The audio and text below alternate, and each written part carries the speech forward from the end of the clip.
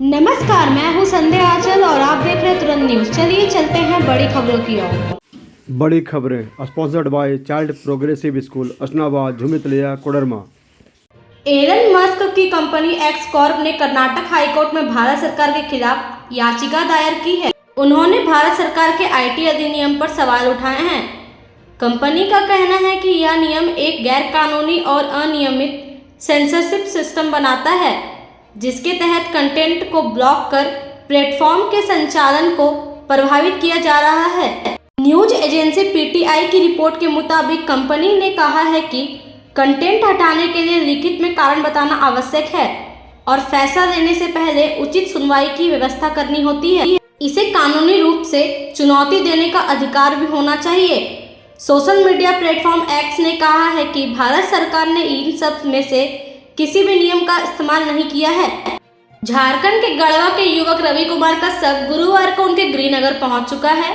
झारखंड सरकार के श्रम, नियोजन, प्रशिक्षण एवं कौशल विकास विभाग की सक्रियता की वजह से ये संभव हुआ है।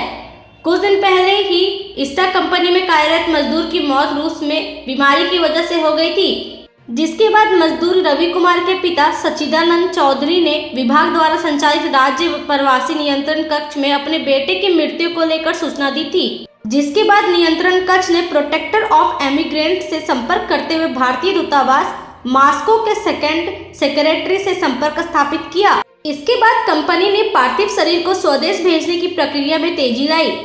दूतावास ने भी आवश्यक दस्तावेजीकरण पूरी करके मृतक के शव को एनओसी प्रदान की। मृत युवक रवि कुमार चौधरी का पार्थिव शरीर फ्लाइट संख्या SU-232 द्वारा मॉस्को से 19 मार्च को ही दिल्ली के लिए रवाना किया गया।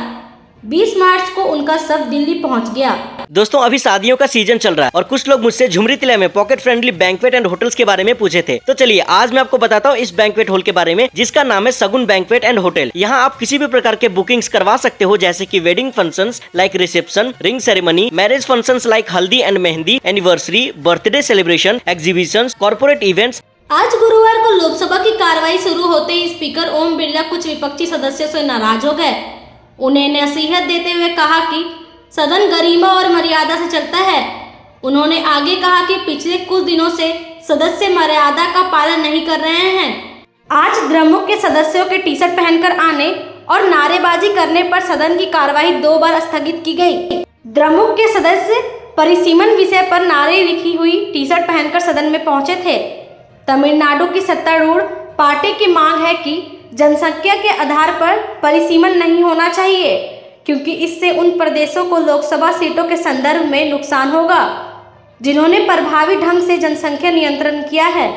आज पूर्वाह्न 11 बजे जैसे ही सदन की कार्रवाई शुरू हुई, अध्यक्ष ओम बिरला ने कहा कि सदन मर्यादा से चलता है, गरिमा से चलता है।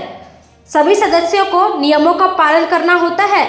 उन्होंने कहा कि सदस्यों को नियम 249 पढ़ना चाहिए।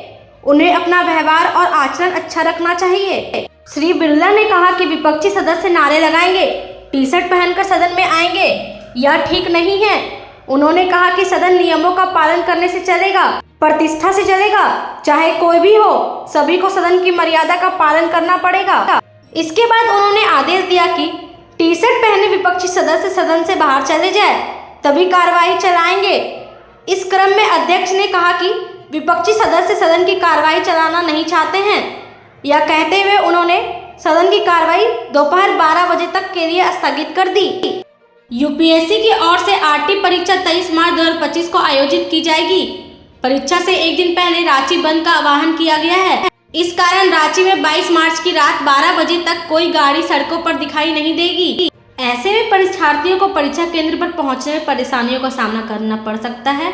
परीक्षा रांची स्थित परीक्षा केंद्रों में 2 पालियों में संपन्न होगी। पहली पाली सुबह 9:30 बजे से 11:30 बजे तक और दूसरी पाली दोपहर 2 बजे से शाम 4 बजे तक होगी।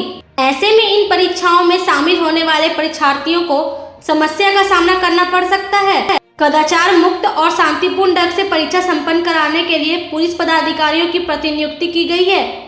परीक्षा केंद्र के आसपास 200 मीटर के दायरे में निषेधाज्ञा लागू कर दी गई है। रविवार की सुबह 6:30 बजे से शाम 7 बजे तक निषेधाज्ञा प्रभावी रहेगी। निषेधाज्ञा के दौरान 5 या अधिक व्यक्तियों के एक जगह पर जमा होने, लाउडस्पीकर का प्रयोग करने, लाठी डंडा या किसी प्रकार का हथियार साथ रखने पर रोक रहेगा। बता दें कि प्रशासन ने स्पष्ट किया है कि निषेधाज्ञा का उल्लंघन करने वालों पर सख्त से सख्त कार्रवाई की जाएगी। And much more. अगर फैसिलिटीज की बात करूँ तो आपको यहाँ पर 2 बड़ा AC halls, beautiful rooms with attached bathroom मिल जाएंगे, वो भी फुल्ली फर्निश्ड। यहाँ के रूम्स आपको वेल वेंटिलेटेड मिल जाएंगे with AC and geyser facility. इसके अलावा यहाँ आपको प्रीमियम लिफ्ट फैसिलिटीज मिल जाएंगे सो दैट कि आपको स्टेयर्स चढ़ने उतरने की प्रॉब्लम ना हो। और तो और यहाँ आपको एक बड़ा बेसमेंट पार्किंग एरिया मिल जाएगा जहाँ पर आप bikes and car easily park कर सकते हैं। Also you will get 24। Delhi के रोहिणी इलाके में पुलिस और 3 कुख्यात अपराधियों के बीच मुठभेड़ हुई है, जिसमें 2 अपराधी गोली लगने से घायल हो गए। पुलिस ने तीनों बदमाशों को गिरफ्तार कर लिया है। न्यूज एजेंसी की रिपोर्ट के मुताबिक पुलिस को एक गुप्त सूचना मिली थी कि कुछ अपराधी पंसाली रोड में बेगमपुर इलाके में आने वाले हैं। इसी सूचना के आधार पर पुलिस ने वहां जाल बिछाया और संदिग्ध वाहन को रोकने की कोशिश की। पुलिस के मुताबिक गिरफ्तार अपराधियों की पहचान गोविंद उर्फ कोहली उम्र 33 वर्ष, कृष्णा उर्फ किन्हा और दाऊद उर्फ समीर के रूप में हुई है। जब पुलिस ने इन बदमाशों की कार को रोका और उन्हें सरेंडर करने को कहा तो उन्होंने अचानक पुलिस टीम पर फायरिंग शुरू कर दी। जवाबी कार्रवाई में पुलिस ने भी 2 गोली चलाई, जिससे गोविंद और कृष्णा के पैरों में गोली लग गई, जिससे वह घायल हो गए। पुलिस ने आगे बताया कि दाऊद को बिना किसी चोट के पकड़ लिया गया है, जबकि गोविंद और कृष्णा को BSA अस्पताल में भर्ती कराया गया है। मुठभेड़ के दौरान अपराधियों ने कुल 5 राउंड फायरिंग की थी। गिरफ्तार किए गए अपराधियों के पास से 2 पिस्तौल बरामद की गई है। इसके अलावा जिस कार का वो इस्तेमाल कर रहे थे वो नेताजी सुभाष पैलेस से चुराई गई थी। पुलिस अधिकारियों के अनुसार तीनों अपराधी लंबे समय से आपराधिक गतिविधियों में लिप्त थे। दिल्ली, गुरुग्राम और लखनऊ के बाद भारतीय मानक ब्यूरो के अधिकारियों ने चेन्नई के तिरुवल्लुर में ई-कॉमर्स कंपनी अमेजॉन और फ्लिपकार्ट के गोदामों पर छापेमारी की है। सूत्रों के अनुसार अधिकारियों ने छापेमारी में 36 लाख रुपए का नकली सामान जब्त किया है। जानकारी के अनुसार भारतीय मानक ब्यूरो चेन्नई ब्रांच ऑफिस के अधिकारियों की 2 टीमों ने बुधवार को प्रमुख ई-कॉमर्स कंपनी अमेजॉन और फ्लिपकार्ट के गोदामों पर सर्च और जब्ती रेड ऑपरेशन चलाया। प्राप्त जानकारी के मुताबिक अधिकारियों ने छापेमारी के दौरान non certified insulated flasks, insulated food container, metal से बनी पानी की बोतलें, सीलिंग फैन, खिलौने, बेबी डायपर, हॉटपॉट जैसे उत्पाद को जब्त किया है। अधिकारियों का कहना है कि दोनों जगह छापेमारी में लगभग 36 लाख रुपए की नकली वस्तुएं बरामद की गई है। इस हफ्ते की शुरुआत में दिल्ली, गुरुग्राम और लखनऊ जैसे प्रमुख शहरों में BIS की टीम ने सर्च ऑपरेशन चलाकर छापेमारी की थी, जो अब तमिलनाडु तक पहुंच गई है। भी इवेंट्स एंड फंक्शंस करवा सकते हो। यहाँ पर आप अप टू 700 मेंबर्स की गैदरिंग एट अ टाइम करवा सकते हैं। यहाँ का एग्जैक्ट लोकेशन है near the RVS school, Subhash Chowk के पास, रांची पटना रोड, झुमरी तिलैया। यहाँ का कॉन्टैक्ट नंबर आपको सामने स्क्रीन पर दिख रहा होगा, तो एक बार इन्हें कॉन्टैक्ट जरूर करें। छत्तीसगढ़ के बीजापुर और दंतेवाड़ा के सुरक्षा बलों ने नक्सलियों पर बड़ा प्रहार करते हुए 2 अलग अलग ऑपरेशन में 22 नक्सलियों को ढेर कर दिया है।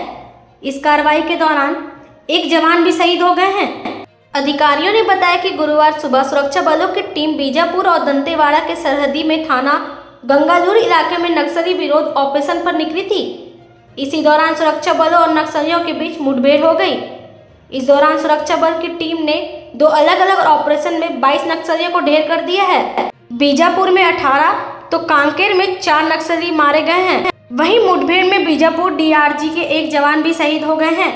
अधिकारियों ने आगे बताया कि मुठभेड़ स्थल से 18 नक्सलियों के शव बरामद कर लिए गए हैं। साथ ही मौके से भारी मात्रा में हथियार और गोला बारूद भी मिला है, जिसे जब्त कर लिया गया है। इलाके में अभी भी सर्च ऑपरेशन जारी है। जम्मू कश्मीर में बीजेपी नेता और बांदोपोड़ा के गुरेज से पूर्व निर्दलीय विधायक फकीर मोहम्मद खान ने गुरुवार को कथित तौर पर खुद को गोली मारकर आत्महत्या कर ली।